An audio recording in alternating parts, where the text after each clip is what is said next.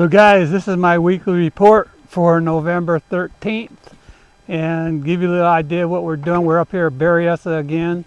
Been catching a lot of bass on spoons and hook up baits. They look like a do nothing gets it, and we catching bass, catfish, Eagle Lake trout.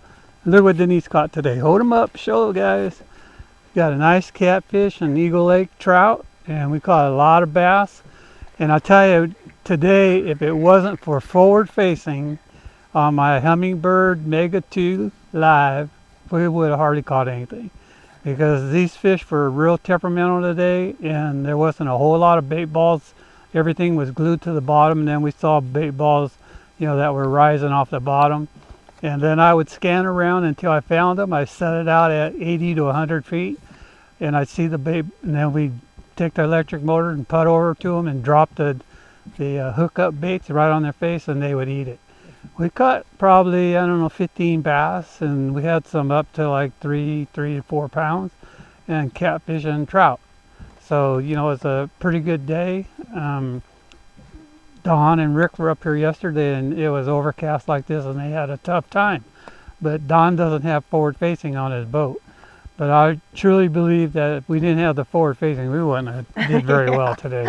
We had to literally go to the exact so 1 foot. So you had to put it right on them, drop it down on their face, and then you would see them come up and eat it. A lot of times I would play around with it and get them excited, and then lift it up, and then they would attack it. Okay, so that's what we did today. And I also was up at Bodega Bay on this last Saturday. My brother and his family were up there for 3 or 4 days, and we went out crabbing. There's a lot of crab out there, but there's a lot of small ones.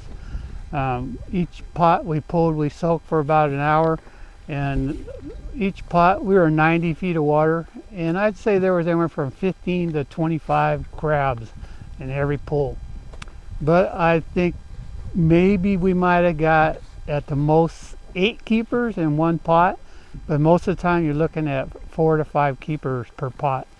So we put out 8 pots. There's 4 of us. We put out 8 pots, and took all 8 to get our limit, 40 crab.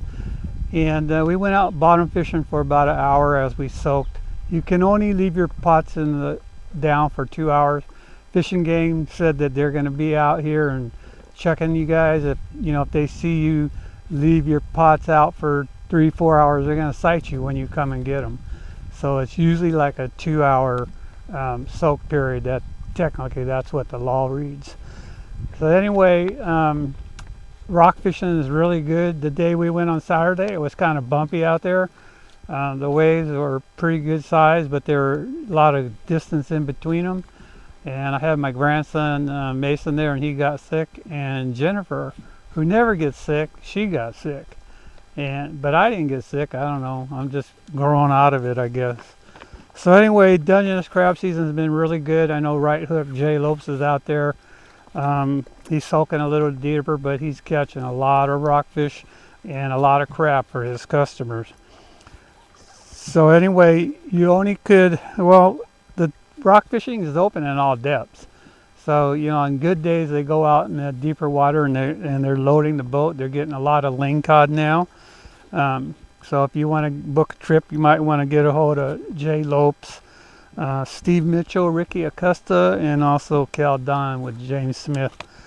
San Francisco Bay, haven't heard a whole lot going on there, but I'm sure you could always catch some halibut here and there. Leopard shark fishing is probably really good.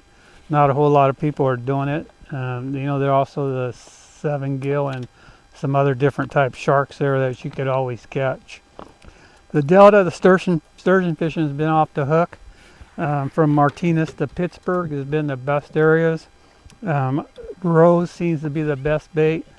And I think Ricky Acosta, I think Steve Mitchell is also doing it right now for the sturgeon.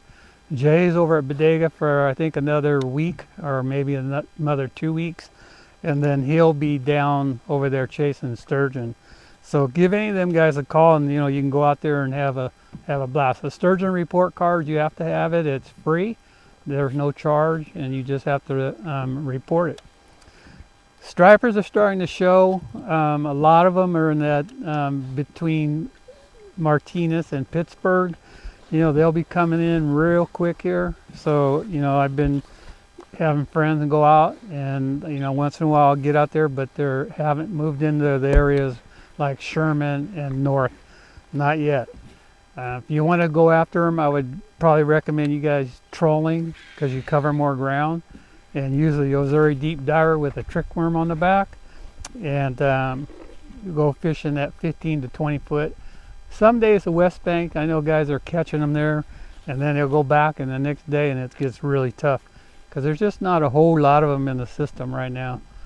The bass fishing in the Delta has been really good, especially up north, and I've been flipping most of them and few on blades.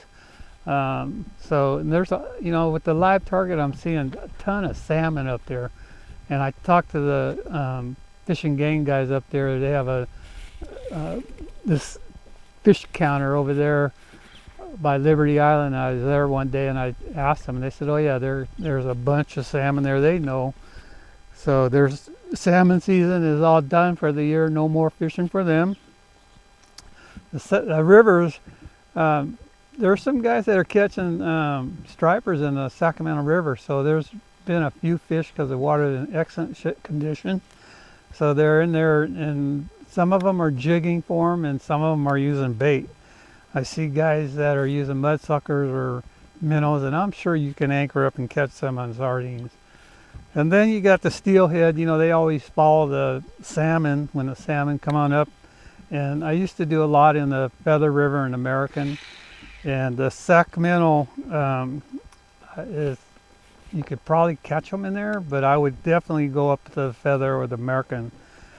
And then Austin Wilson and Kyler Perry are a couple guys. If you want to go up to the Feather River, Kevin Brock's been guiding also for the steelhead. Okay, so trout, the Sierra Lakes are really good. A friend of mine was up at Frenchman. There's a lot of lakes that are putting out a lot of trout, a lot of nice ones. Berryessa is really good. Big Nate's been up here. When I'm up here, I go flying by him, and it's been taking him till about 8 or 9 o'clock with 3 or 4 clients, and he's done. A lot of Eagle Lake trout, like the one we got here today. They're like 18 to 24 inches. And Folsom, Orville, I'm sure New Melones, Carl Wise would be the guy to get a hold of there. And then Eagle Lake's been off the hook. Tim Noxon, he's been killing them up there. So and those Eagle Lake trout up there, they're really good eating fish. And they've been getting them up to 4 pounds. So if it's something you want to try, give one of them guys a call if you've never been there. And then we got Pyramid, which is still on fire. It's probably cold up there, but they're catching a lot of them trolling now. So there's not a whole lot of guys that offer guiding up there, but JD Ritchie does. So if you've never been there and you want to go to one of the best trout lakes in the world, Pyramid Lake is the one to go to. Okay, so also lakes like bass fishing, I would say Berryessa is probably prime time right now. We've been catching the heck out of them on spooning, and then I just started using this hookup bait. Probably I use it for ocean fishing, for bottom fishing. I use it for salmon when it was legal. But I downsized and got some small ones, and I've been using them for bass, and I've been dead sticking them. So when I'm seeing these bait out here, I'll take a spoon and cast the spoon or jig my spoon, and if the fish aren't real active, I watch them on the live. They go look at it, so then I take this hook up and drop it down and put it in their face, and I see them. A lot of them will come darting up, and if I see a come really fast, I'll hook them. Or if I see like 3 or 4 of them crowding around there, I'll just lift it up, and then they'll just eat it.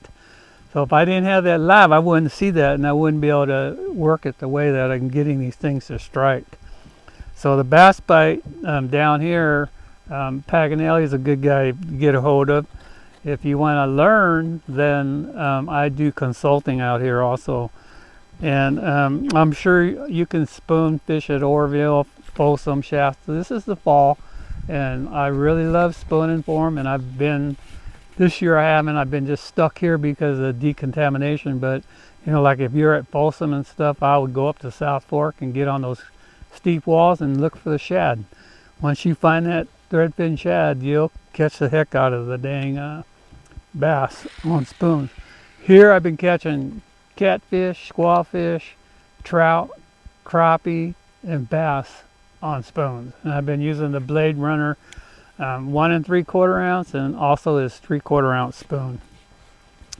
So anyway, if you guys want to follow a guy on YouTube, check Blind Squirrel out. You know, he's up here, up at Berryessa. He goes up here. I mean, he goes all over the place, and he does videos and tells you, you know, how he does it. And even when he doesn't catch anything, he still puts out the videos. So it's a good guy. Check him out. You guys need a boat, go see Gone Fishing Marine, or you need repairing on yours, or trolling motor repair, or fish finders, give them a call. Ask for Mark. Tell him I sent you over there. They're building a tackle store in Gone Fishing Marine. It's being put together right now. Tanner's stocking it. They're putting all the primo stuff, so stuff that, you know, they're going to carry kokanee, salmon gear, bass gear, striper gear, but they're only going to carry the stuff that's recommended by the guys like me and other pros like Nate and those guys, and put stuff that works. So they're going to have that up and running here real quick. They already started hanging stuff up, and you know, he's putting that tackle store in there. They also do decontamination, but only for Folsom and Berryessa. And you can go online, make an appointment, or you can just go in there and they'll take care. You might have to wait a few minutes, but they'll get it done. So I'm still doing consulting on electronics, you know, like especially this live target stuff. I'm getting pretty good at it now. And, you know, I've been all for the last 30, 40 years, I've been with Lowrance. But now I'm with Minn Kota and Humminbird. And the Humminbird one, the Mega 2, has more color palettes, and I could see the fish in the bait balls, and it's just so much clearer. And then I also do fishing techniques, so if there's something that you want to learn how to do, like spooning or stuff, I also do that. And the easiest way to get a hold of me is just call 916-761-7594, and then if I don't answer, just leave me a message. I'll get back with you. Hit that like, please subscribe, and leave me a comment. I'll get back to you, you know, within a few days. Hey, see Deborah sitting up front. Wave to the guys, Deborah.